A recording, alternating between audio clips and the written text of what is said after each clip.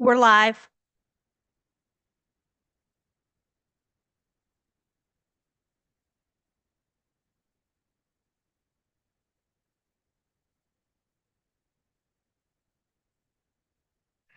To everyone who is watching online, we are coming back in just a second. We're waiting on two members to come back up, and then we will begin our second part of our agenda, which is a discussion of a number of projects throughout the city. To those of you who asked for these items to be put on the agenda, I assume that we'll have as extensive discussion on each of these as is appropriate and necessary. But if you put it on the agenda, you're responsible for teeing it up. And so we'll go forth from there. And as I mentioned earlier, we do have an executive session scheduled. So we'll just move forward through these items and click them off and then go until we have a motion to go into executive session.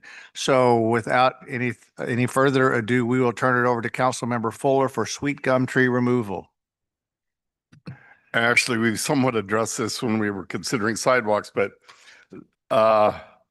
this comes from a number of sources. I'll make this slightly quick by telling a short story about myself. When I had my second knee replacement, physical therapist came out. Sweet gum tree had pushed up the sidewalk. She trips over the sidewalk, went full blown out in front. That was the last time I saw her. That was her first visit with me. And then the next incident is the couple that graciously came in and asked us to remove a sweet gum tree. And I've had this talk also with our a forester, and I was liaison for a short time with the urban forestry. And we know that sweet gums are a bane of existence, but they not only provide a hazard with sidewalk going up and down and all of the sweet gums.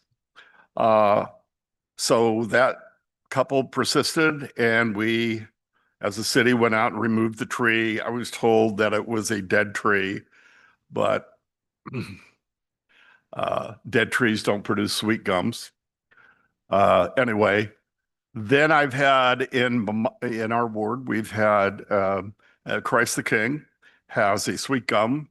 The chairman of the board, who also is on U City in Bloom, has asked that we consider removing that tree.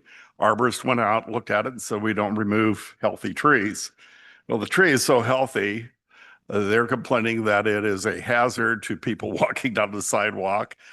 And I'm just gonna kind of ask us to take a look at down the road, looking at a policy. And the mayor and I received a email because the resident who happens to live in Ward 1 brought out the fact that she fell and broke her toe falling on sweet gum balls. And she's a good friend of my wife and I. She brought to my attention a program that went on in Springfield, Illinois over this very topic. And they developed a program of if the tree was removed with the resident, it is something to the effect the resident would replace the tree at a fee of $250. And I'm told by our arborist that we have a huge number of sweet gum trees. But I'd like for us to consider this kind of concept, the fact that it's not just a hazard to the public, it's causing us to have to replace sidewalks, that sort of thing. And whoever decided this is a wonderful shade tree should be executed, but that's another story. So it's not that it's self-serving, but we're going to continue. I just had the sidewalk replaced in front of my house because of the sweet gum tree. And I'm told that within 5 years, that piece of sidewalk is going to be all plowed up again because of the roots and the development. So maybe look down the road at a way of getting rid of these with some, if we really have people that feel like it's a hazard, like a business or a church, that sort of thing, that we could consider a program of removal. Yeah, I know they're healthy trees. They're too healthy.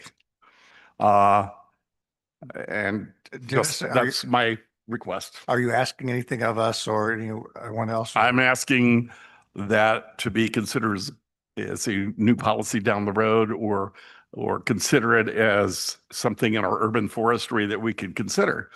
And I know that the going rate to remove a healthy tree right now is exorbitant, in the neighborhood of $2,000 to $3,000, yada, yada, yada. But my subdivision just laid out $500 to replace a slab of sidewalk that we're going to have to replace in 5 years. To say nothing of the medical aspects of, I don't want liability issue, I think are huge here in places that are brought to our attention. You want to reply? Mayor, Councilmember Fuller, I think once we have a new Parks and Recreation Director on board, having that individual take a look at all of the projects that are included within the work plan, identifying when he or she believes that they would be able to pick up this project, which, as you know, will include working with the Forestry Commission. So it's twofold. One is what's a policy that we can recommend to you for the replacement, I will say, of sweet gums, because they are throughout the entire community. And there are a lot of sweet gum balls that are out there as well. But I don't think most people would complain about having it removed from their yard, because they give the mowers a lot of challenges when they mow over them. But long story short, identifying a time period, what's a reasonable policy, incorporating the Forestry Commission into that. So that would be my my suggestion for how to move forward with it. And this is not a criticism of Mr. Kaiser and the Forestry Commission. I think they do a great job. And I know he has a complete inventory. He knows where all of these are at. We've had this discussion, and thank you. Mr. McMahon. Just to dovetail with that, if we then looked at the emerald ash borer eradication that we had funded and its timeline, see where we are on that. If we deemed gumballs as much of a hazard as emerald ash borer, then would it just be an extension of that project and funding just over a longer period of time? So it wouldn't necessarily be a new setup, but that's just a thought. Okay, we're good on this one? Mayor, Go ahead. I was just going to say, there was also a question that was raised by Councilmember Brenner regarding tree plan. And I was thinking perhaps we could just dovetail this into it.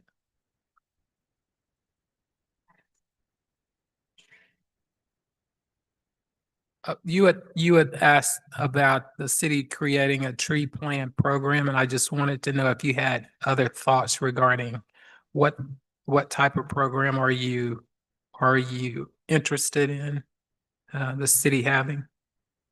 I'm not sure that was my. Okay. I'm scratching my head too. Tree plant program. Huh? Oh, Pershing. Oh, okay. Oh, okay. Thank you. Thank you. Now I know what it was. So okay, thank you.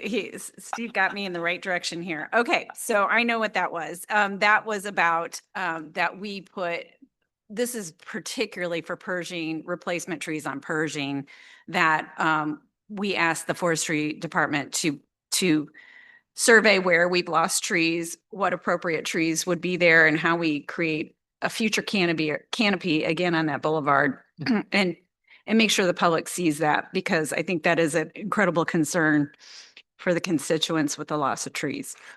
So it was very specific to Pershing. I'm sorry. That's why I got really confused. Okay. Honorable Mayor, Councilmember Brenner, I just want to make sure that the community understands that the ones that were taken down as because of this project are scheduled for replacement. I'm aware of that. And I think this is more of there were a lot of worries and not worries.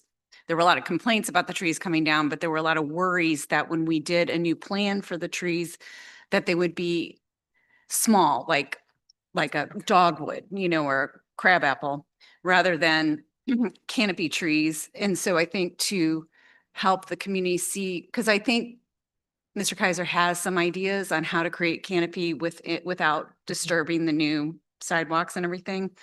If we had the plan published, that would be a nice way to kind of quiet that. So. Communication, communication, communication. Okay, one down. We've got a lot to go, folks. Olive Corridor, Councilmember Smotherson, Fuller, Brenner. I will start this off by allowing Councilmember Brenner to start, and then we'll go from there. Okay, my main part of the Olive Corridor, again, and we've already kind of hit this a little bit earlier, is just the walkability of it and the crossability of it, and how we, as we plan things with whether it's a new development or we're working with the state or the county on the road, how we plan things so that we can improve that. One additional, besides the crosswalks that we talked about earlier, one additional thing that was brought to my attention was at the crossings, at the new development, a man with a disability, a blind man, was let out at the bus stop and wanted to get to the AT&T store. And the bus stop, I think it's right across from Old Bonham. It's right there, or McKnight, I'm sorry. Yeah, McKnight. He couldn't get into the project very easily from that corner. Like you have to go all the way down the street on the sidewalk, then down here, and then you have to cross the street and come all the way around like this. There was no just pathway from the sidewalk into the development. And so there was like a missed opportunity that I'm making that more walkable and easier to access for pedestrians. So that's just another example. But again, getting across Olive is very difficult in a number of spots, and that's what I worry about the most. So.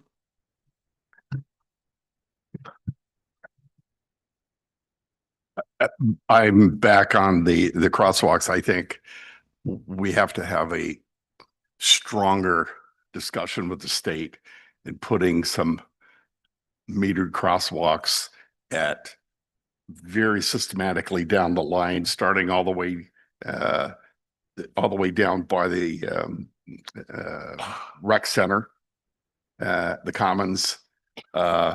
Another huge location is at the crest of Olive, just beyond North and South, and then subsequently further down by my favorite topic, Seafood City,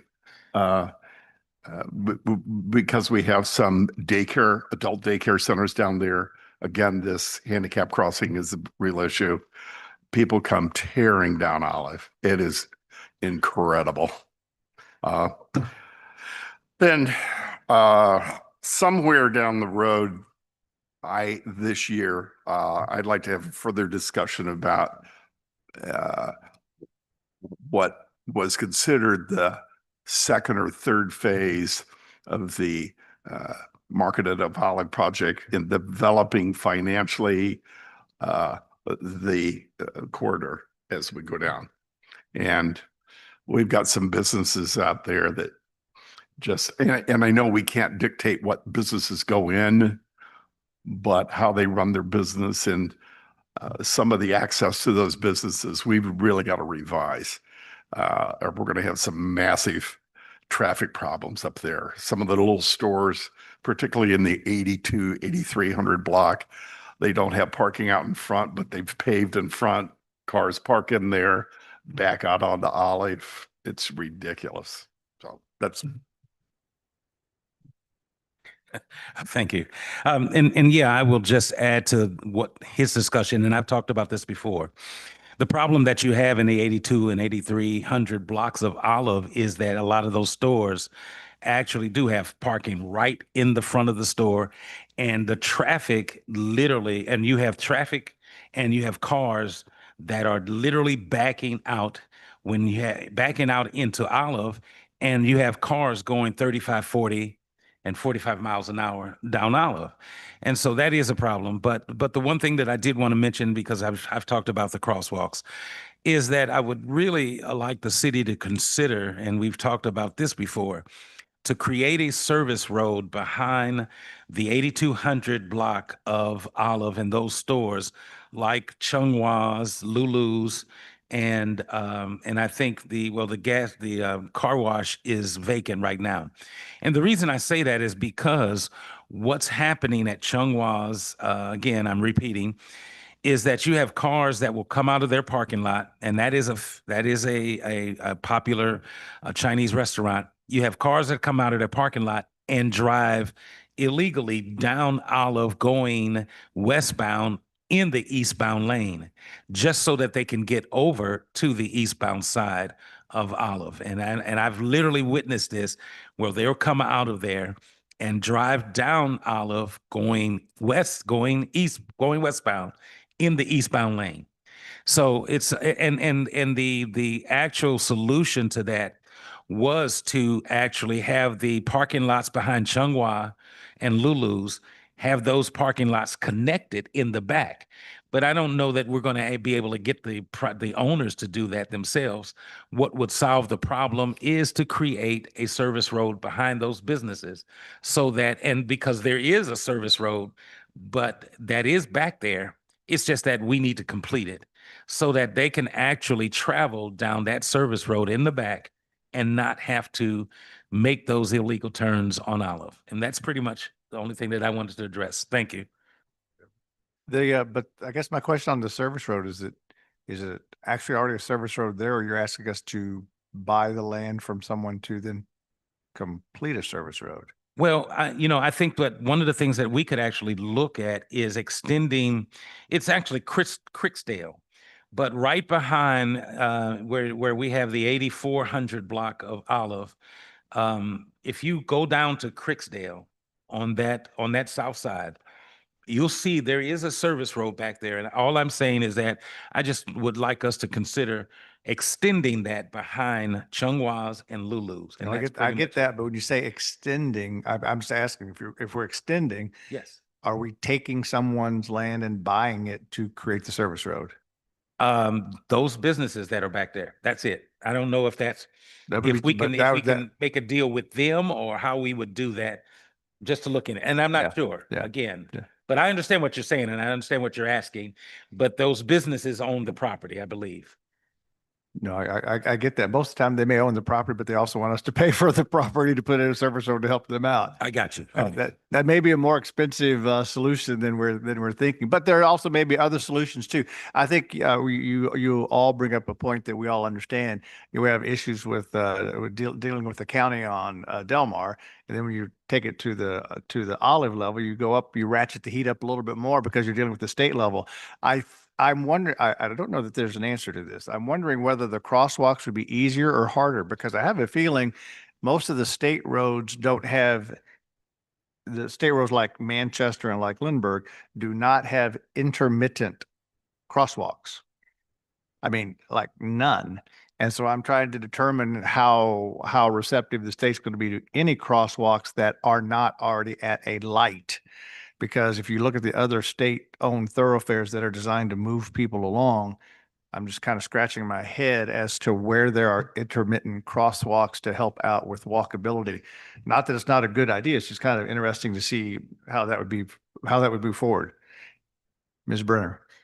Thank you, Mayor. I do want to suggest that perhaps looking at I feel like Manchester and Lindbergh might have higher traffic flows. Oh, definitely. Yeah. Yep. And that might be our argument, that we have a state road, particularly past maybe Hanley, To the going east. East, yeah. yeah. That there may be some traffic calming things that could happen because of the fast speed and all that, but that piece of it, but that wouldn't entail asking them to do a traffic study basically for volume. So Councilmember Clay. Thank you, Mayor Crowe. Is Page is state owned or state maintained, right?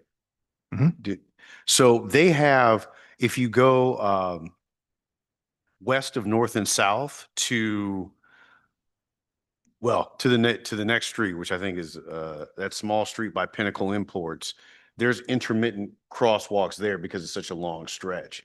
So I think we may be able to leverage, to your point, some degree of precedent with Page and how that is set up. In terms of the service road, I do wonder if some sort of easement relationship is an option. I don't know, but I do understand the need. If we had to pay, that could be challenging, but I don't know if an easement Well, they'll still, scenario would work. the easement's still got to be paid for. That's the only thing, unless I think there's very few of them who are going to contribute, but I like the idea. I'm a little worried. The only thing I'd say to you guys on the crosswalks is, on the Olive in particular, I don't think a crosswalk's going to do us much good unless it's got the lights that force people to stop, because I, for one, do not intend to cross Olive in a crosswalk just because it's got a crosswalk, unless I know that someone's going to really stop. So I think there's a little. This can't be the first time this has come up, so I'm sure that someone has addressed this, and hopefully we can get some insight from the state on this. Dennis, do you have more? Just a quick address to Councilman Smotherson. This is when I was on Traffic Commission, so this would be maybe 3 years ago. There was a discussion that was passed up the line about creating an extension behind and coming out by 82nd or 84th Street that would not require purchase of anybody's property. It's that side issue comes out by the it goes behind Lulu's and then comes up behind the attorney. There's a stoplight there. Yeah. Right by 7-Eleven. That was passed by Traffic Commission about 3 years ago. We might want to look at that. That's all. All right, let's continue going forward. I believe Councilmember Teeman, student work with departments. Thank you, Honorable Mayor. This is a student project, an educational project that actually comes out of the Seniors Commission, really. And I suppose I'm looking for advice and about how to go forward with this. Excuse me. I'm very conscious that I'm speaking before civil servants today because this is about educating people about the civil service. Dr. Samuel Martin from the University City High School made this proposal that we do two kinds of, I guess you'd say, work study sorts of projects with students. One, a job shadowing opportunity, introducing students to jobs in the civil service on a day in the life kind of role. That is to say, they would shadow somebody doing this job or that job. And the other one he proposed was what he calls micro internships, where this would be probably a summer project where somebody would have a deeper skilled center experience. Well, this is what he's proposing. I'm very conscious of the fact that civil service, which I consider, frankly, well, that we need to renew the sense of the attractiveness of having this job in the civil service, and frankly, to renew respect and nobility for the civil service that has been lacking recently, and really going back a number of years. And it seems to me that getting students to either shadow somebody doing this job or that job, or a summer internship, would do one of two things: either make it so attractive they would want to do it, or give somebody knowledge simply of what it is to be a civil servant and what that job is like, rather than relying on the kind of cliches we so often see, many of which are negative today. So that's the proposal, and I'm open to suggestions on how to go from here. I do know that they are through Dr. Martin more than willing to implement something. Honorable Mayor, Councilmember, if it's acceptable to the council, the best approach, I believe, to advancing that type of project is to forward the information along to Chris and have him do some outreach and some research with the departments to see how could we craft a program for the city, whether that works for a university city. And I have to say, I've done this kind of thing before, but with literary organizations, but I'd be more than willing to, as would Dr. Martin, be more than willing to work with you as closely as it needs to be. Thank you very much. Thank you. Councilmember Smotherson, did we already take care of Missouri Blue Shields, or Yes, sir, we did. we are moving along? All right. Councilmember Brenner. Okay, so I would just like to talk to the council a little bit more about the role of council liaisons and for instance, one thing I noticed particularly when I first came onto council was there were a couple of things that didn't get followed up that was supposed to go to council. For instance, the big one was the CALIP funds that we've been looking at and trying to navigate now. And then also there was a little confusion about when forestry was scheduled for the work session. So my question to the council is, as the liaison, what do we see as our role, and how much is part of our responsibility making sure that the commission's work comes to the council, or is that the staff's responsibility? Just kind of clarifying that. That's the question. And I think some commissions seem to flow better than others. I've been noticing that also. So anyway, just a discussion question. I do think, at least historically, a large number of the items that come through commissions, once they've been to the commission, they then move back through staff and then come through the city manager as to when it's going to come on to the a docket or the agenda. And then usually and anyone correct me if I'm wrong, because I'm just going from history here. And if something has not moved forward in a timely manner, then normally the liaison will go back and say, by the way, we worked on this 2 months ago. Where is this? Normally, I would think that the city manager or whomever has a reason for why it's not come onto the agenda, but I do think it's an appropriate role for the liaison to be following up. I do think also that we all make of the liaison role almost what you as a person or professional want to do. I mean, in my particular case, I'm probably far more engaged in the EDRST and the LSBD than I even like to be, but I'm in it, and I've been in it for a while, and the mayor's the only one who can be on it. So that kind of pushes you that way. You guys rotate around somewhat, and also, frankly, depending on which commission you're on, you've got a heavier workflow or you've got a lighter workflow. The liaison to the planning commission during Costco, those are long hours, really long hours. Now I'm not sure as much as everyone's got the long hours on as many commissions. I think that the pension board is probably going to take on a life of its own as we move through more things. And then the pension board has so many outsiders that have to be considered as they make decisions as well. If there is a way that people would rather streamline those roles, we can. I think the limitation on it is that all 7 of us have different ways of doing things, and we rotate these positions around. But I know Wayne, Steve, everybody, we've all been on here a long time.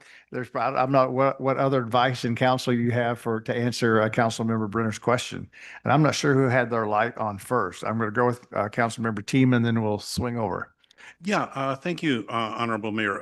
I guess, well, you're saying it is for us to make. And I have seen in the times that I've been on, 3 different commissions, that it seems that the people that I observed go from a role that is virtually passive.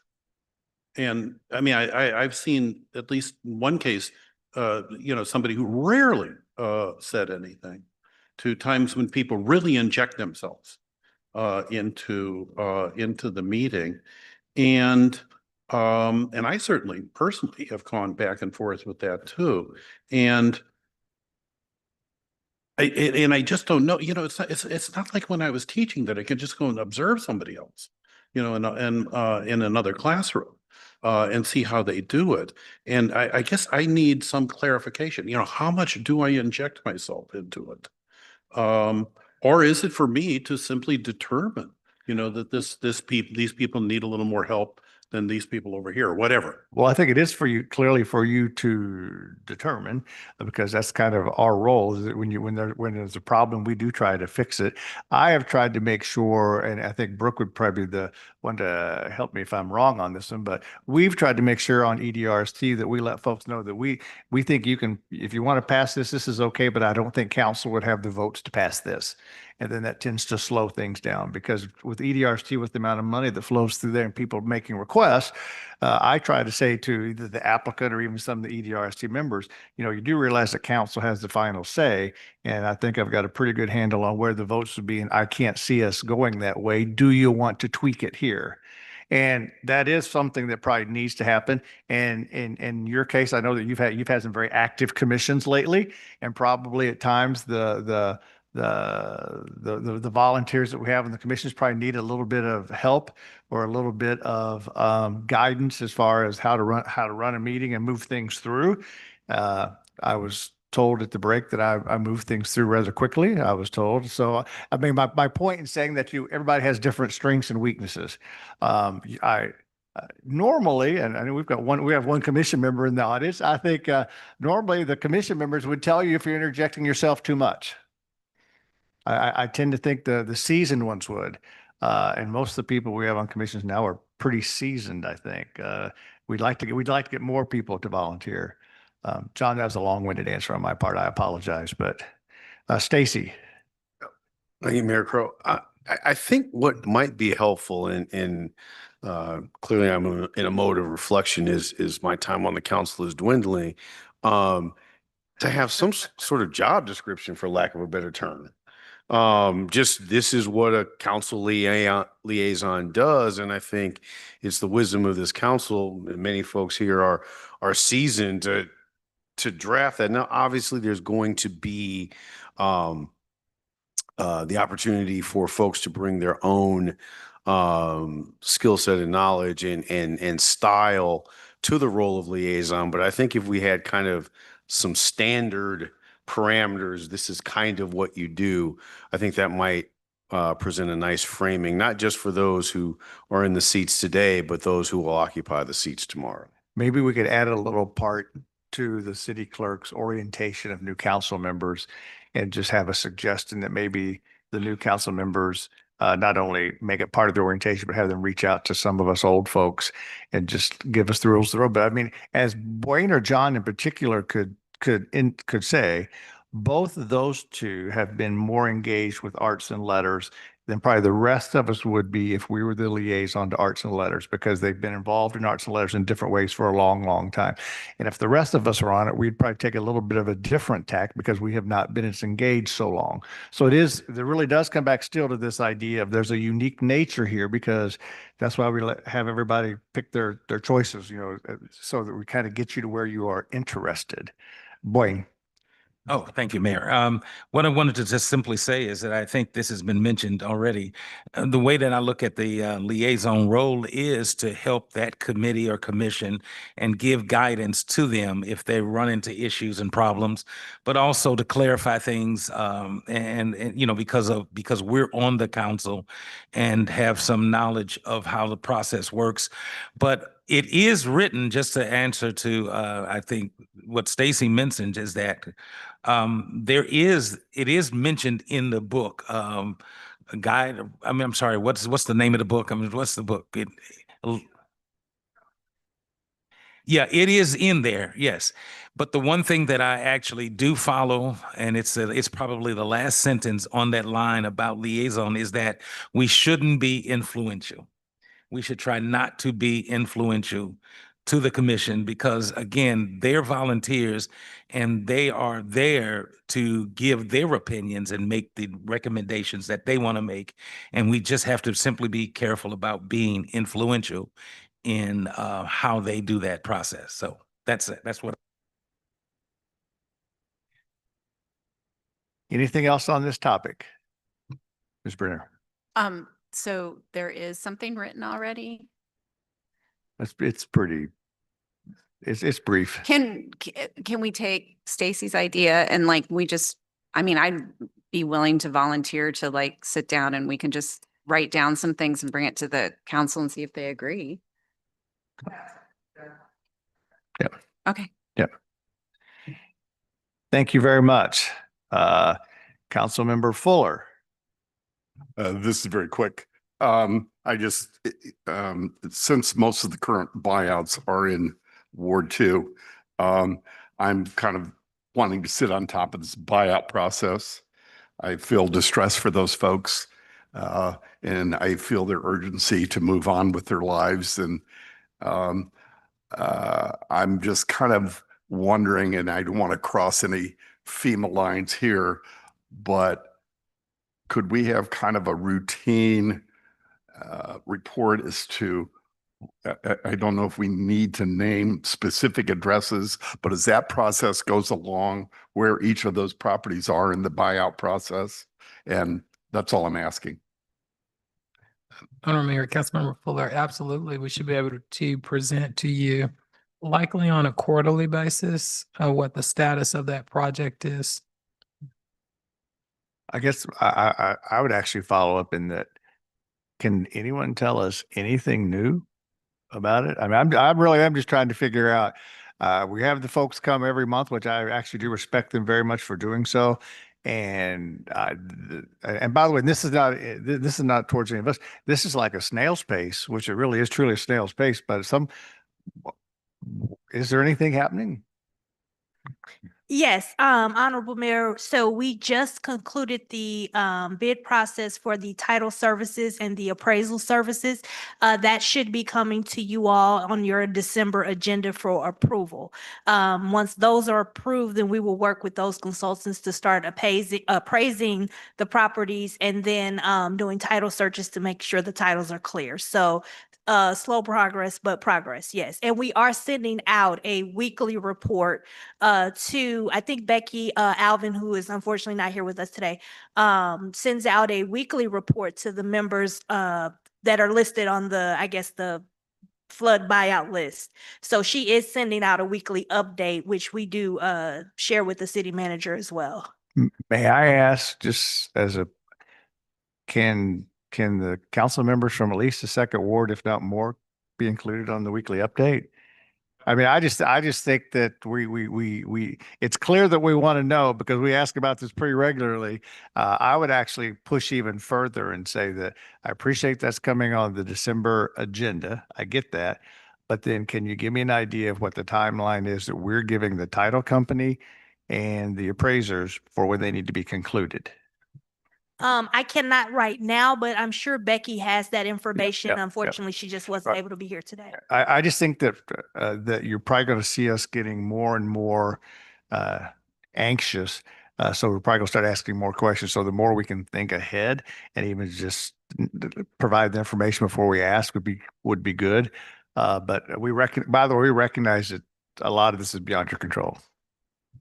We truly recognize that. But am I right, though, to my colleagues from the second ward, at a minimum, you'd like to be on the weekly update list? That'd be great. Thank you. Thank you. Maybe my other question is I don't want to be too pushy about this, but on the part of the city, I would really appreciate as pushy as you could be with the title companies to move this along. Of course. Again, right now the ball is in our court. We have 2 contracts that we need to review before we bring to you all for final approval. And that's for the apartment complex too, or is that a different part? The Havner Court.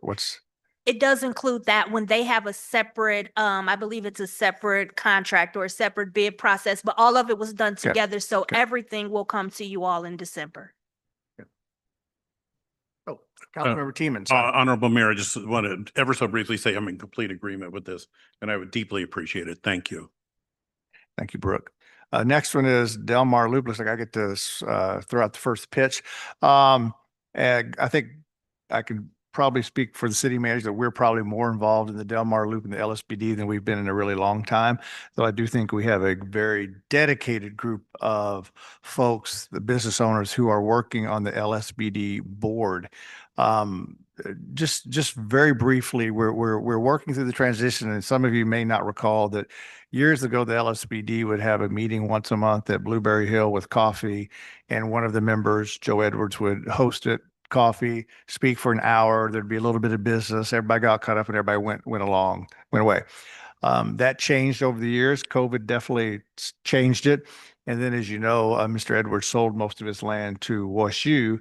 And so the LSBD is definitely a different group of people. There's a small group that would probably like it to go back to the coffee hour group, but I don't know that that's probably where it goes. I think that if anything, the folks who are most involved in LSBD would even like the LSBD board to be smaller rather than larger, so they can move along a little bit more quickly and get things done. We as a city, as you know, have over the years we have lent money to the LSBD. We've given them expertise and things like that. I think that part of this process has now worked its way through, that I think they're on a much better financial footing. At the same point in time, I think all of you guys recognize, and those who are watching, that the nature of the loop has changed and will continue to change, and particularly with the world of retail changing. A couple of things to note still for everybody is that, as we were talking about what an owner does with their land, we really can't control the rents in the loop, and there still is a pretty big gap between what the landlords in the loop are wanting to receive and what tenants are wanting to pay. A good example would really be the section of 3 buildings that are all together, I think owned by one person, where Blue Ocean and then the 2 new Asian restaurants are. That is a building where anyone who's moving into that building is going to do the rehab themselves as part of their lease. So you've got some landlords who aren't wanting to put more money into their properties, and then so that they bring in a tenant. That necessitates, by the way, that you're going to have a lot more businesses that don't look like the businesses that used to be there, that were more mom and pop. So there's getting to be a little bit more of a, I own franchises, so I'll say franchise type look in the loop. And that's always been a challenge. So we recognize that part of the loop is even changing. I think we also recognize too, that the student body of WashU probably keeps a large part of the loop open on restaurants and bars, because that's who's going through the loop if you're walking through on a Friday night. Gregory and I have been working with the LSPD and the East Loop SID, which is a totally different group, governed totally differently, funded totally differently, trying to find ways that we can work together, because I think many folks know that several years ago there was a rather bitter divide between the two, and we are now bringing them back together slowly but surely. Long story short on that is, I do think, and I've mentioned to you guys casually, that as far as land goes, we still, as the city, are one of the largest landowners in the loop because of the parking lots. And I think that we owe it to ourselves to continue to have a discussion about the purpose and the roles of the parking lots, because retail has changed, and density in that area may be what is needed.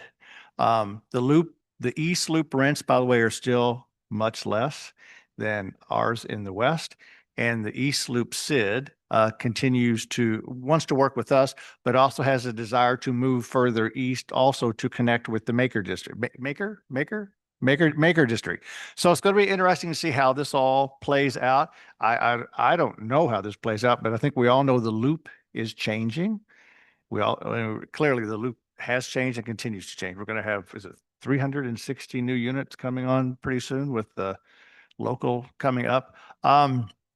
With that being said, I think that if anything, I could see the EDRST getting a request for some type of visioning work or consultant work for what's the next chapter of the loop look like, and then what role do we play, particularly with the parking lot and its role, and other things. So I just sense that there's going to be a greater interaction with the EDRST on some of these funds for the loop to regain its shine, if you will. That was very long-winded. I apologize. There are questions. I mean, I think Gregory and I have been the most involved, but clearly we want everybody's input on this. There's just very little we can do.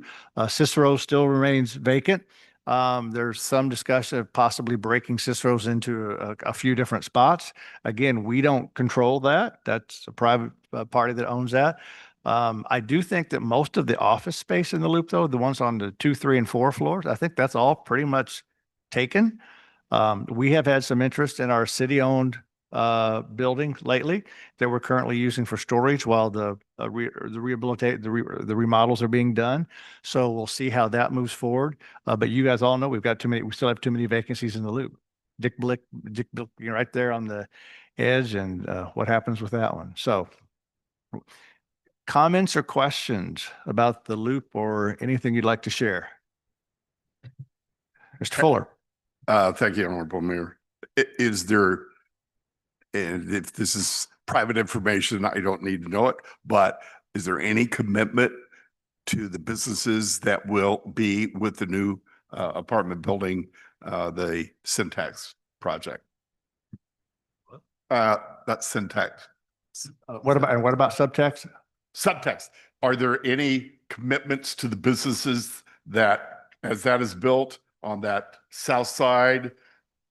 It's my understanding that the first floor will all be businesses. Do they have any businesses committed at this point? I do not know that they do, but also I'm going to put some bookends on what you said. The first floor is not going to be a lot of residential, except for where I'll call them the townhomes are. There's some townhomes that come down, but the first floor is going to have, I believe it's going to have some open area for the building and some retail, but I don't picture it being an expansive amount of retail. I would recommend all use the word some, because we were pretty clear that we needed to have some activity in that building to keep people moving further west. But just so you know, if you're a tourist coming through there, there's going to be a little break in commercial activity in that building as you're walking west. Does that make sense, Dennis? Yes. Okay, but there is, to the best of my knowledge, there's no commitment yet for Okay. tenants there. Yeah, they've not shared that with us. And the hotel construction, as you know, is moving along pretty well. You know, one of the things that we haven't really talked much about, now I won't take this too far, is with Olive doing what Olive is doing, and then you've got the Loop, and Kingsland may see more may see more action too. I mean, which could be a good thing for us. And remember, we do still have the street beside parking lot number 4, which is seldom used, which is more land as well. So, Mr. Clay. Thank you, Mayor Crow. When WashU purchased the properties from Joe, I think there was a commitment to maintain it as commercial and retail spaces.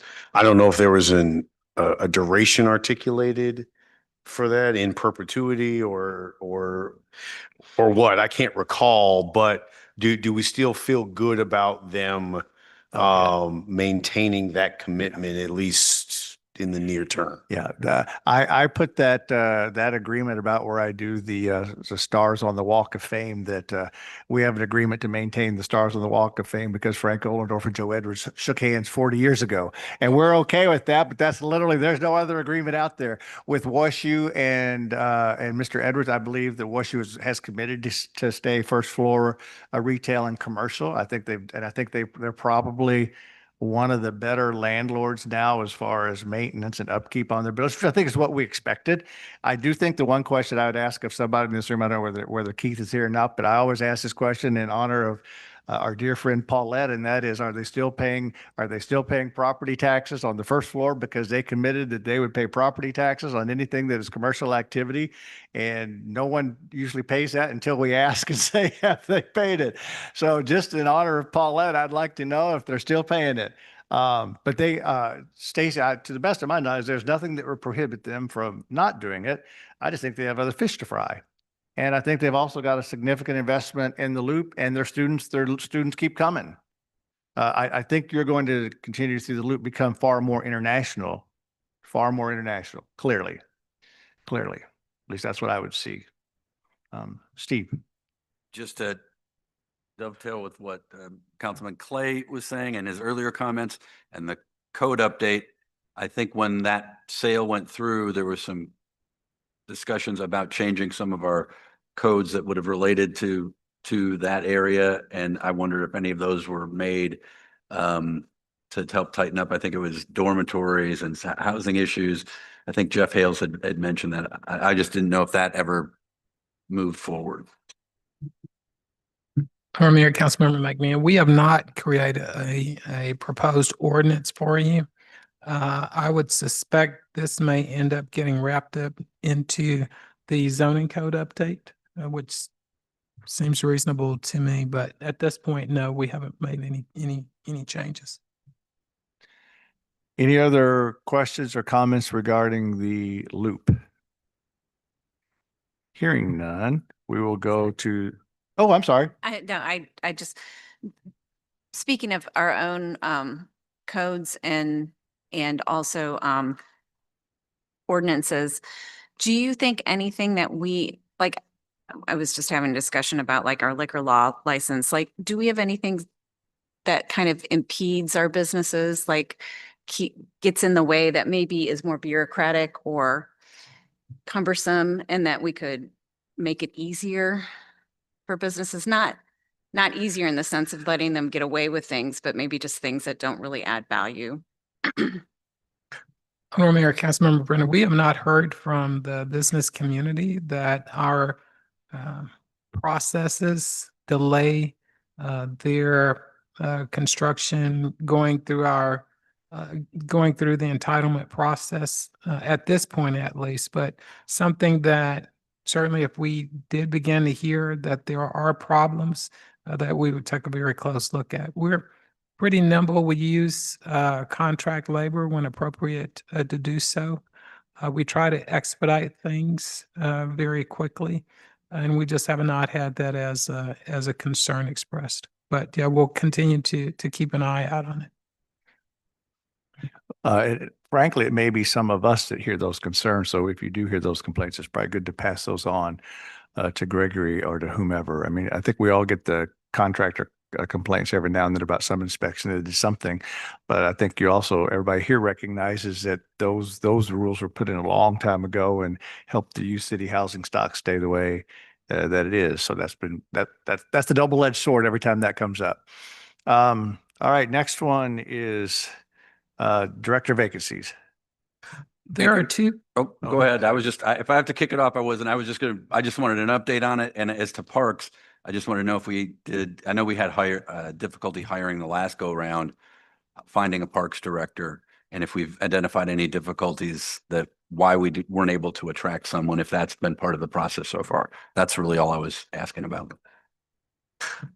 We contracted with MGT to assist us with getting candidates for both the Parks Director as well as the Planning and Zoning Director. And I've asked Brooke to come forward and provide you with a brief update on both of those positions. Ms. Sharp? Yes, thank you. So for the Director of Parks, Recreation, and Public Areas Maintenance, we have scheduled those interviews for January. So we went with the recruiting firm and they did a pre-screen for us. We actually got a great selection of candidates this time. You are correct, Councilmember McMahon, in that last time when we did the search, it was still really an employees market. And so we did not get the caliber of employees that we got this go round. So I am very excited about the five candidates that we will be interviewing. For the Director of Planning and Zoning, we are actually interviewing this month. We have 6 great candidates that we scheduled. I'm confusing them. I think we scheduled them for December 4th and 5th of this, so not this month, I'm sorry, next month. I'm already in December. So very excited about them as well. Not as many as we got for the Parks and Rec, but the 6 that we have are very qualified candidates. So I think we will find one out of the group that we have. If I could add on to Brooke's statement, we are trying to expedite our process this time. We recognize through previous recruitments that quality people aren't going to be available that long. And so we're trying to move very quickly to fill those positions. We good, Steve? Good? Yep. Thank you. All right, Councilmember Brenner. I think I touched a little bit about this earlier. We were talking about capital improvements and I have a couple questions. I didn't know if they were going to be answered earlier or not, but one was how often do we do kind of a review of systems, like building needs systems? And do we ever consult with an outside company to do that? Like to look at our buildings to see what like the most important thing to get done first is kind of thing, you know? And do we have, like, how do we make a decision on what's the important capital improvement to work on with the money constraints? Do we have any ranking systems? Do we, and how do we go about finding what those projects are? It's just sort of a general sense. I've been trying to get a good handle on that. So it's like a couple tiered question. So do we ever consult outside to review everything? And then how do we kind of rank and decide what's important within our budget? You know, that type of thing. So.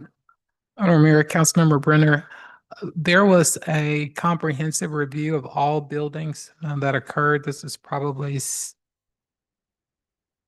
9 years ago, I think right before I started, where they identified all of the work that needs to occur in each particular public building that we own. At the time, the mayor and council, they didn't provide any sort of ranking system. They simply said, here are the problems that each of these buildings have. At the time, it was clear that the priority was public safety because they were in trailers and their location within City Hall had been condemned. And so most of the resources that were available at the time went towards those two projects. One, the annex, and then secondly, the Trinity building. I believe now you're in a position to at least begin to identify what's the next projects that we'll work on. We will once again review that document that was prepared for us, include those projects that we believe are the highest priority in the proposed capital improvement program. And then the mayor and council will advise us as to whether they agree with those priorities that we're setting or whether you as a council want to shift those priorities. So that's the process that we go through. Each director has responsibility for their own particular building, not just the building, but in the case of park and recreation, the commission is involved in identifying capital needs within the various parks that exist. So the capital improvement program is where we really identify proposed priorities for you and put forward those recommendations.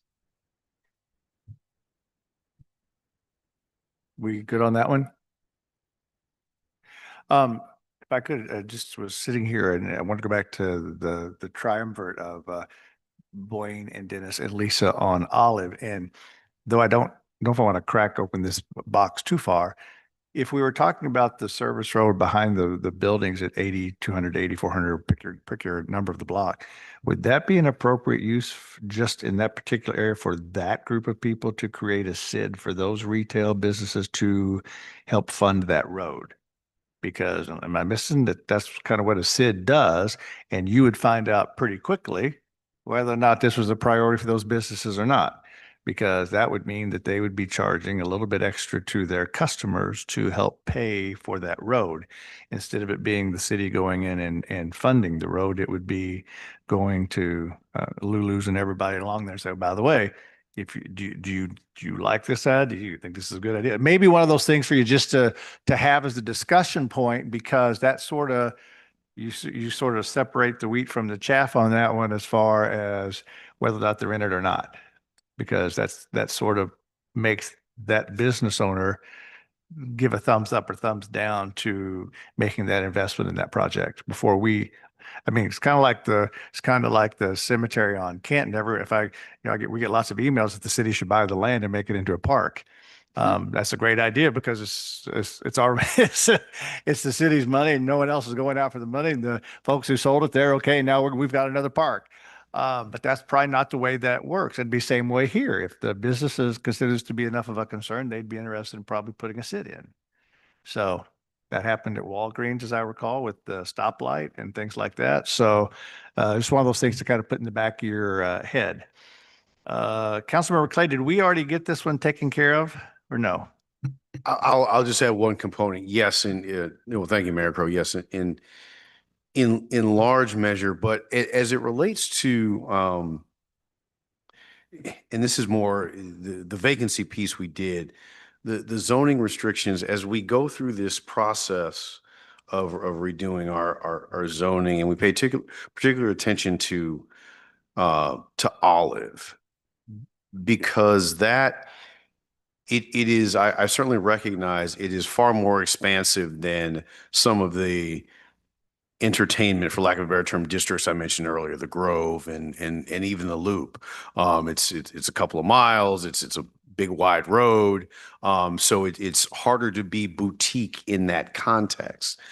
But having said that, I think we can use zoning and other tools, development tools, to make certain areas, again, more hospitable to certain types of businesses and inhospitable to others.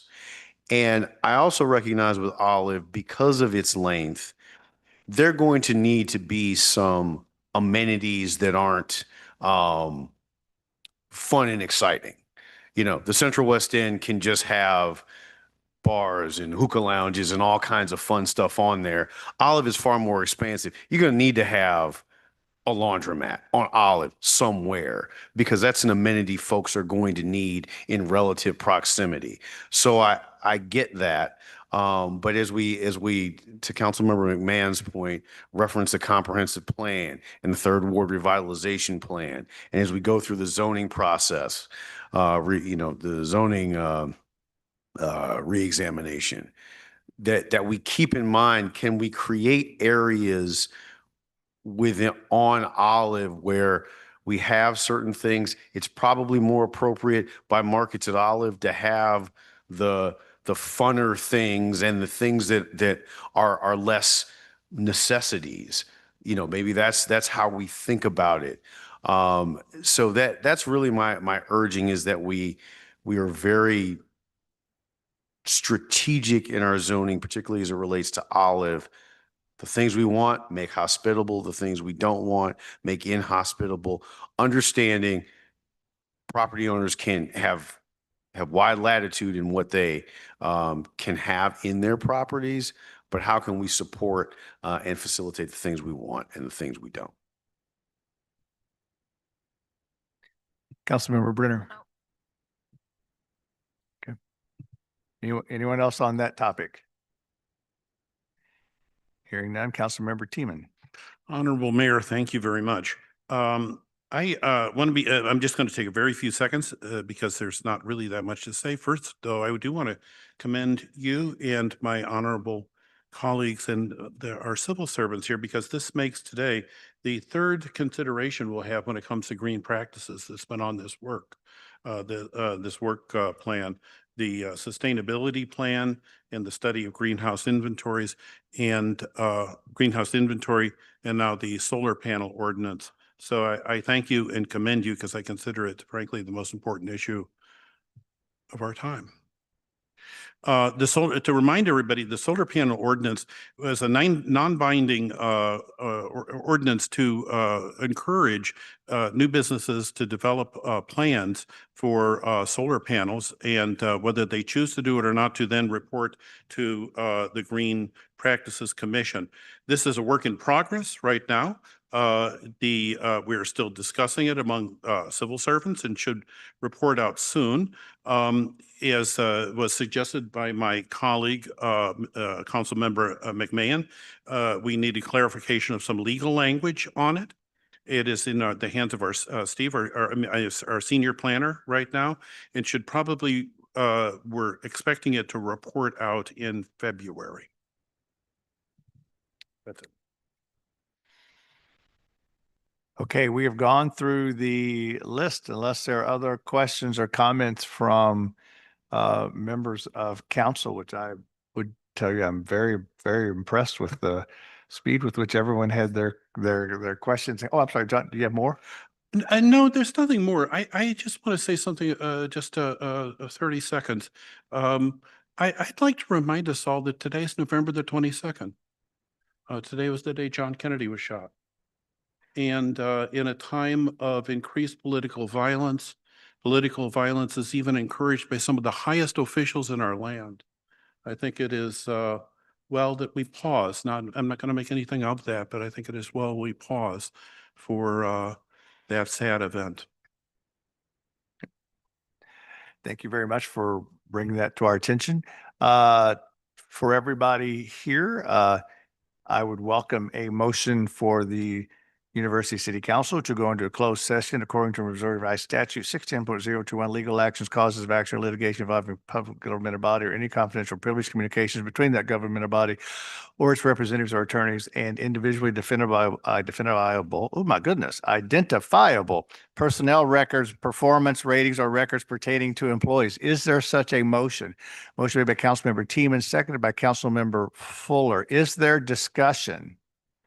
Hearing none, Madam Clerk, can you shout out the roll? Yes. Aye. Aye. Aye. Aye. Aye. Mayor Pro? Aye. To all of you who have joined us in person, Pat, thank you. To those of you who joined us online, thank you. To our employees and directors, thank you so much for joining us today. Have